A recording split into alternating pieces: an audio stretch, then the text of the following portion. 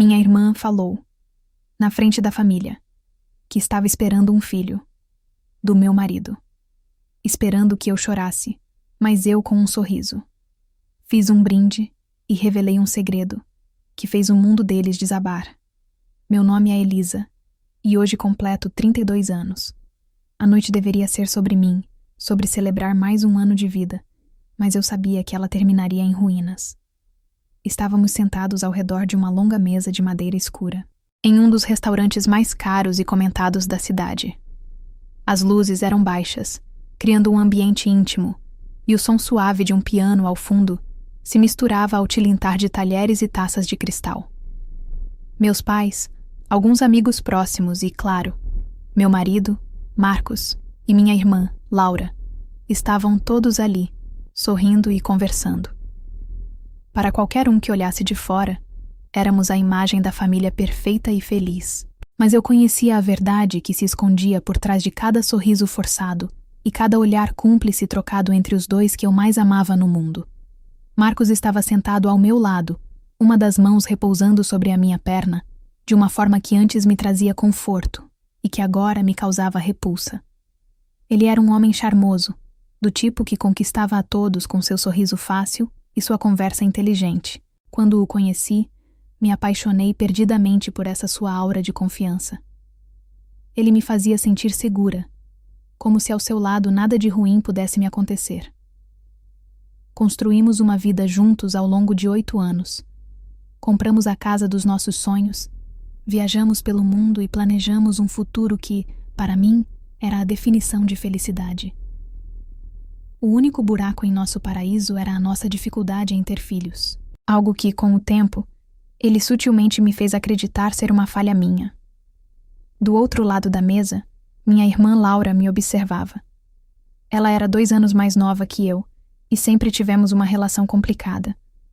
Eu era a filha mais velha, a mais responsável, a que sempre seguia as regras. Laura era o espírito livre, a impulsiva, a que vivia em busca de emoção e, muitas vezes, parecia competir comigo por atenção, por aprovação, por tudo.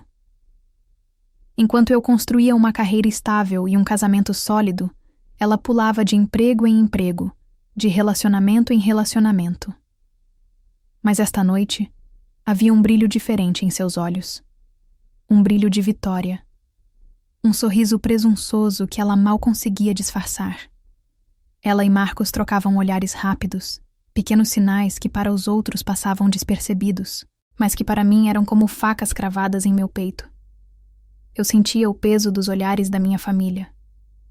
Minha mãe, com seu jeito doce e superprotetor, me olhava com uma pena velada. Ela sabia da nossa luta para engravidar e de como isso me afetava. Meu pai, sempre mais prático, tentava animar o ambiente com piadas e histórias sobre o trabalho. Eles não faziam ideia do que estava por vir. Meus amigos conversavam animadamente, alheios à bomba que estava prestes a explodir e estilhaçar a minha vida diante de todos. Um brinde à aniversariante, disse meu pai levantando a taça. A minha filha querida, Elisa, que este novo ano lhe traga toda a felicidade do mundo. Você merece, minha filha. Todos levantaram suas taças e brindaram em minha direção. Eu sorri, um sorriso que não alcançava meus olhos. Obrigada, pai. Obrigada a todos por estarem aqui. Minha voz saiu firme, surpreendendo até a mim mesma. Tomei um gole do vinho tinto, sentindo o líquido amargo descer pela minha garganta. Era o ensaio para o que viria a seguir. O jantar continuou. Os pratos vinham e iam, cada um mais elaborado que o outro, mas eu mal sentia o gosto da comida. Minha mente estava em outro lugar, repassando cada detalhe do plano. Eu me sentia como uma atriz em um palco, desempenhando o papel da esposa feliz e da aniversariante animada, enquanto por dentro, meu coração estava em pedaços.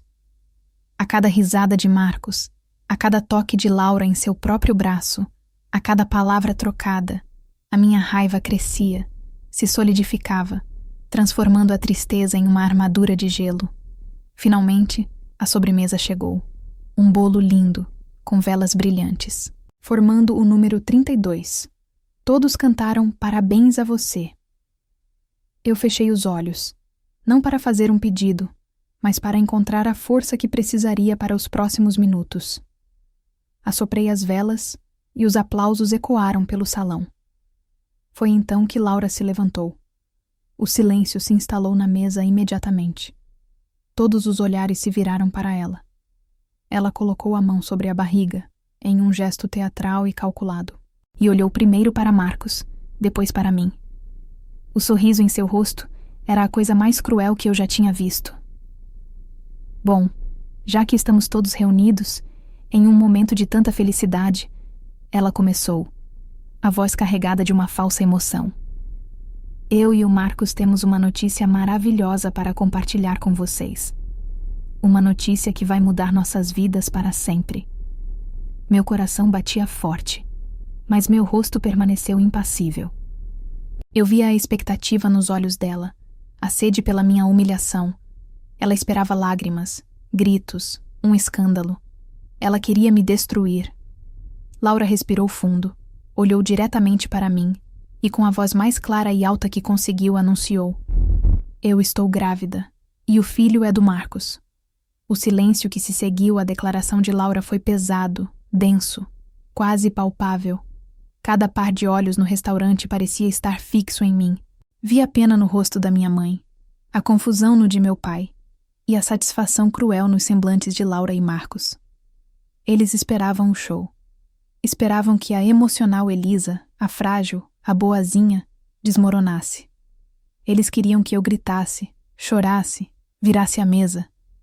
Queriam que eu validasse a narrativa que eles criaram, a de que eu era a esposa instável e descontrolada que eles poderiam facilmente descartar. Mas o espetáculo que eles tanto aguardavam não aconteceu. As minhas lágrimas já haviam secado há muito tempo, mais precisamente há 6 semanas. Tudo começou em uma terça-feira chuvosa e completamente banal. Eu estava em casa, enrolada em um cobertor no sofá, procurando por uma receita de bolo no tablet da família. Era um daqueles dias preguiçosos em que a única preocupação era decidir o que fazer para o jantar. Marcos tinha deixado seu e-mail aberto no aplicativo. Normalmente, eu fecharia a janela sem pensar, respeitando sua privacidade. Mas algo me prendeu. Uma linha de assunto, em negrito, que fez meu sangue gelar e o ar fugir dos meus pulmões. Dizia simplesmente: Nosso plano. Meu coração começou a bater descontroladamente. A remetente era Laura. Por um instante tentei me convencer de que era um mal-entendido. Talvez estivessem planejando uma festa surpresa para mim, apesar de o meu aniversário ainda estar longe. Com as mãos trêmulas, cliquei no e-mail. E foi ali, na luz fria da tela do tablet, que o mundo que eu conhecia se desfez em 1000 pedaços. Não era um plano para uma festa. Era um roteiro para a minha destruição. O e-mail era longo e detalhado. Laura escrevia sobre como a gravidez estava confirmada e como eles usariam isso a seu favor. Discutiam a melhor forma de dar a notícia, e a ideia de fazer isso no meu jantar de aniversário foi de Marcos. Ele escreveu que seria poético e que a minha reação pública de desespero ajudaria a acelerar o processo de divórcio. Eles falavam sobre os nossos bens, a nossa casa, as economias que eu acreditava serem nossas. Planejavam me deixar com o mínimo possível, pintando um quadro em que eu era a desequilibrada, a culpada pelo fim do casamento. Cada palavra era uma facada. Cada frase era um testamento da crueldade de 2 pessoas em quem eu confiava cegamente. Naquele momento, sentada no sofá, eu senti uma dor física, uma pontada tão forte no peito que achei que estava tendo um ataque cardíaco. A tristeza me inundou como uma onda gigante, me afogando em soluços silenciosos. Chorei pela perda do meu marido, do homem que eu amava e com quem sonhei envelhecer. Chorei pela traição da minha própria irmã, o sangue do meu sangue. Chorei pela ingenuidade com que vivi os últimos anos, cega para a teia de mentiras que era tecida bem debaixo do meu nariz. Mas então, enquanto as lágrimas rolavam, algo mudou. A tristeza começou a dar lugar a outro sentimento. Uma raiva fria, cortante e imensamente clara. a traição era apenas a ponta do iceberg. A verdadeira crueldade, a mentira mais profunda e dolorosa, veio à minha mente com uma clareza assustadora. A questão da infertilidade. Por anos tentamos ter um filho. Mês após mês, a decepção se acumulava. Eu passei por exames invasivos, tratamentos hormonais que mexeram com meu corpo e minha mente, consultas médicas que me deixavam me sentindo pequena, defeituosa. Em todas as etapas, Marcos era um marido solidário, me dizendo que estávamos juntos nisso. Até o dia em que ele chegou em casa com uma expressão séria. Ele me disse que, para tirar o peso dos meus ombros, havia feito uma série de exames caríssimos em uma clínica renomada. Com os olhos cheios de uma falsa tristeza, ele me disse que os resultados dele eram perfeitos, que ele era fértil. A conclusão era óbvia, embora ele nunca a tenha dito com todas as palavras. O problema era eu. Naquela noite, eu me desmanchei em seus braços, pedindo desculpas por não poder lhe dar a família que ele tanto queria. E ele me consolou, dizendo que me amava de qualquer maneira. Por mais de um ano, carreguei o fardo de ser infértil. Carreguei a culpa por nosso sonho desfeito. Agora, lendo aquele e-mail, a mentira dele estalou na minha mente como um trovão. Não era apenas um caso. Era uma conspiração. Aquela mentira sobre a fertilidade não foi um ato de covardia para evitar me magoar. Foi uma arma. Foi uma maneira de me quebrar psicologicamente, de minar minha autoestima, de me fazer sentir tão pequena e falha que eu talvez nem lutasse quando eles decidissem dar o golpe final. Aquele foi o momento em que a minha tristeza morreu e uma nova Elisa nasceu. Uma Elisa que não chorava mais. Uma Elisa que queria justiça. Eles não iam se safar. Eles não iam me destruir. Eu pegaria a dor que eles me causaram e a transformaria em minha maior força. Eles pensavam que estavam no controle daquela noite. Mal sabiam eles que, há 6 semanas, eu havia me tornado a diretora daquele espetáculo. A raiva fria que nasceu naquela noite da descoberta do e-mail se tornou meu combustível. O primeiro passo era transformar suspeitas em fatos. A mentira mais cruel de Marcos, a que ele usou para me quebrar por dentro, seria a primeira que eu iria desmantelar. Na manhã seguinte à leitura do e-mail, fiz a ligação mais importante da minha vida. Liguei para Juliana, minha melhor amiga desde a infância, e, felizmente, uma das advogadas mais competentes que eu conhecia. Ju, preciso de você, eu disse, minha voz soando estranhamente calma, desprovida de qualquer emoção. Contei a ela tudo, o e-mail, o caso, o plano para o meu aniversário. Ela ouviu em silêncio, e eu podia imaginá-la do outro lado da linha, seu rosto se contorcendo em fúria em meu nome. Quando mencionei a história da infertilidade, Juliana parou de respirar por um segundo. Elisa, isso é de uma crueldade que eu nem consigo classificar. Nós vamos pegar os registros verdadeiros. Eu sei como fazer isso. Com a ajuda de Juliana, entramos com uma petição legal, solicitando todos os meus registros médicos e os de Marcos da clínica de fertilidade, sob o pretexto de preparar uma futura ação de divórcio. A clínica não teve outra opção a não ser cooperar. Uma semana depois, um envelope pardo e grosso chegou ao escritório de Juliana. Eu estava lá quando ele foi aberto. Com as mãos firmes, peguei o laudo de Marcos. Li as palavras técnicas que não entendia, até encontrar o diagnóstico final, uma única palavra que brilhava na página como um farol na escuridão. Azoospermia, infertilidade severa e, segundo as notas do médico, muito provavelmente permanente. Marcos era estéril. Aquele pedaço de papel era a minha primeira arma. A gravidez de Laura não era dele. A dor que ele me fez carregar por um ano inteiro foi baseada em uma mentira monstruosa. Segurei o laudo e, em vez de alívio, senti uma determinação gélida. Se ele mentiu sobre isso, sobre o que mais ele estaria mentindo? A mentira sobre a fertilidade me fez duvidar de tudo, especialmente das nossas finanças, que ele sempre insistiu em administrar sozinho, dizendo que era melhor com números e que eu não precisava me preocupar. Seguindo o conselho de Juliana, usei uma parte das minhas economias pessoais. para contratar um detetive particular, um homem discreto e eficiente recomendado por ela. Dei a ele todas as informações que tinha, os dados de Marcos, de Laura, e pedi que ele investigasse as finanças do meu marido nos últimos 2 anos. O que ele descobriu foi muito pior do que eu imaginava. Marcos não estava apenas tendo um caso. Ele estava financiando uma vida de luxo para a minha irmã com dinheiro que não era dele. O detetive descobriu um esquema de desvio de fundos dentro da empresa onde Marcos trabalhava como gerente financeiro. Ao longo de 1 ano, ele havia desviado mais de R$200 mil através de faturas falsas e fornecedores fantasmas. O dinheiro ia direto para uma conta secreta, usada para pagar os cartões de crédito de Laura, viagens, jantares caros e, o mais chocante de tudo, a entrada de uma casa de luxo, em um condomínio fechado. Meu mundo balançou mais uma vez quando o detetive me entregou a cópia da escritura da casa. Eu esperava ver o nome de Laura, ou talvez até mesmo o de Marcos, mas o nome que constava como proprietária do imóvel fez meu coração parar. Era o nome da minha mãe. A conspiração não era apenas entre meu marido e minha irmã. Minha própria mãe estava envolvida. De repente, tudo fez sentido. Os olhares de pena dela, sua insistência para que eu tivesse paciência com Marcos, seu jeito de sempre defender Laura, a coitadinha. Ela era cúmplice de tudo.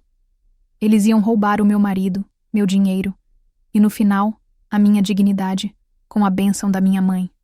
Armada com um laudo médico, um dossiê de fraude e a prova da traição familiar, eu estava pronta para o meu aniversário. De volta ao restaurante, a voz de Laura ainda ecoava no ar. E o filho é do Marcos. Todos os rostos estavam virados para mim. Marcos me olhava com um misto de pena e arrogância. Minha irmã, com um triunfo mal disfarçado. E minha mãe, com lágrimas falsas nos olhos. Eles me subestimaram. Todos eles. Com a maior calma do mundo, coloquei meu guardanapo sobre a mesa. Peguei minha taça de vinho e me levantei. Meu movimento foi tão sereno que todos se calaram, confusos. Um brinde, eu disse, minha voz soando clara e firme no silêncio mortal. Eu olhei para cada um deles, um por um, demorando meu olhar em Marcos, Laura e minha mãe. A família, continuei, com um leve sorriso irônico. E, acima de tudo, a verdade. Com um gesto deliberado, deslizei um documento dobrado pela toalha de mesa engomada até que ele parasse. Bem na frente de Marcos. Era a cópia do laudo médico dele. A maior mentira que você me contou, Marcos, não foi ter dormido com a minha irmã. Eu disse, alto o suficiente para que toda a mesa ouvisse. O rosto dele ficou pálido, enquanto seus olhos percorriam o papel. Foi ter me feito acreditar que um dia você poderia ser pai. Um suspiro coletivo percorreu a sala. O sorriso de Marcos se desfez, substituído por pânico. Antes que ele pudesse dizer qualquer coisa, virei meu olhar frio para a minha mãe. E mãe, eu disse, com uma doçura venenosa. A casa nova é realmente linda.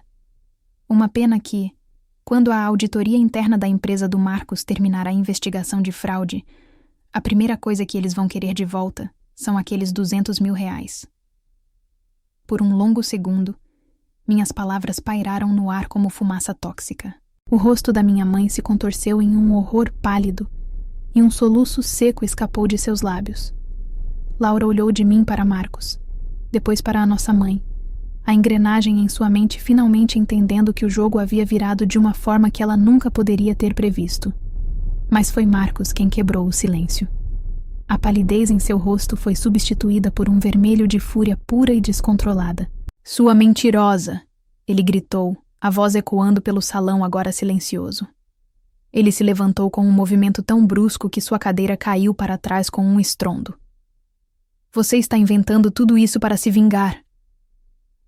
Ele tentou avançar na minha direção, mas meu pai, que até então parecia paralisado pela confusão, se colocou entre nós. O caos explodiu. Gritos, acusações. Marcos me xingava com palavras que eu nunca o ouvi usar. seu verniz de homem charmoso e sofisticado se desfazendo para revelar a criatura feia e desesperada que ele realmente era. Os seguranças do restaurante, notando a confusão, foram rápidos e eficientes. Em menos de 1 minuto, eles estavam segurando os braços de Marcos, que se debatia e gritava que eu iria pagar por aquilo. Em meio ao pandemônio, eu permaneci imóvel. Não senti medo. Não senti nada além de um distanciamento profundo, como se estivesse assistindo a uma cena de filme. Enquanto minha mãe chorava histericamente e Laura estava paralisada em sua cadeira, com o rosto banhado em lágrimas de choque e humilhação, eu simplesmente me virei, peguei minha bolsa e comecei a caminhar em direção à saída. Eu não precisava dizer mais nada. Minhas bombas já haviam sido detonadas. Quando eu estava quase na porta, senti uma mão agarrar meu braço com força. Era Laura. Seus olhos estavam vermelhos e inchados, e seu rosto estava manchado de rímel. O ar de triunfo havia desaparecido, substituído por um desespero patético. Elisa, por favor, ela sussurrou, a voz embargada. Não faz isso. Por favor. Eu olhei para a mão dela em meu braço e depois para o seu rosto. Puxei meu braço de volta com um movimento suave, mas firme. Eu me inclinei em sua direção, perto o suficiente para que apenas ela pudesse me ouvir. Eu guardaria o seu por favor, Laura, eu disse, minha voz baixa e cortante. Você vai precisar dele, e se eu fosse você, eu ligaria para o Ricardo. Ele é um homem casado, eu sei, mas acho que ele merece saber que vai ser pai. O último resquício de cor sumiu do rosto dela. O choque em seus olhos me disse que eu tinha acertado em cheio. O detetive havia descoberto sobre Ricardo, um colega de trabalho casado de Laura. Essa era a minha última cartada, a prova de que eu sabia de tudo. Eu a deixei ali, boquiaberta e destruída no meio do salão do restaurante, e saí para a noite fria, respirando o ar da liberdade pela primeira vez em muitos anos. 6 meses se passaram desde aquela noite. O divórcio foi finalizado em tempo recorde. A empresa de Marcos, desesperada para evitar um escândalo público que mancharia sua reputação, me ofereceu um acordo financeiro generoso em troca da minha total discrição sobre o caso. Eu aceitei. Meu silêncio tinha um preço, e eu não sentia vergonha de cobrá-lo. Marcos não teve a mesma sorte. A auditoria que se seguiu à minha denúncia anônima foi implacável. Ele foi julgado e condenado a 5 anos de prisão, por fraude e desvio de dinheiro. Minha mãe, para evitar ser processada como cúmplice, teve que vender a casa onde eu cresci para devolver uma parte do dinheiro que estava em seu nome. Ela e Laura se mudaram para um apartamento pequeno e alugado. Eu nunca mais falei com elas. Hoje, minha vida é irreconhecível, da melhor maneira possível. Vendi a casa que um dia foi o meu sonho com Marcos e me mudei para um lugar menor. Um apartamento claro e arejado que é só meu. Descobri uma nova paixão em um lugar inesperado, um ateliê de cerâmica no meu bairro. Há algo terapêutico em pegar um pedaço de barro sem forma e, com paciência e força, transformá-lo em algo útil e bonito. Minhas mãos, que antes tremiam de ansiedade, agora são firmes e criativas. Não sinto alegria pela desgraça da minha antiga família. A vingança, no fim, não tem um gosto doce. Ela simplesmente tem o gosto do fim. O que eu sinto é uma paz profunda e tranquila que eu não sabia ser possível. Ao lado da janela da minha sala, tenho uma pequena orquídea. Eu a resgatei da lixeira de uma floricultura. Era apenas um talo seco com as raízes fracas, quase morta. Cuidei dela todos os dias, com água, luz e paciência. Esta manhã, notei um pequeno broto verde e forte crescendo na base da planta. Uma nova vida. Olhando para aquele pequeno broto, eu sorri. A orquídea não estava quebrada. Ela só precisava de um novo vaso, de um novo cuidado. E eu também. Finalmente entendi a verdade mais importante da minha jornada. Eu não estava quebrada. Eu estava apenas plantada no jardim errado.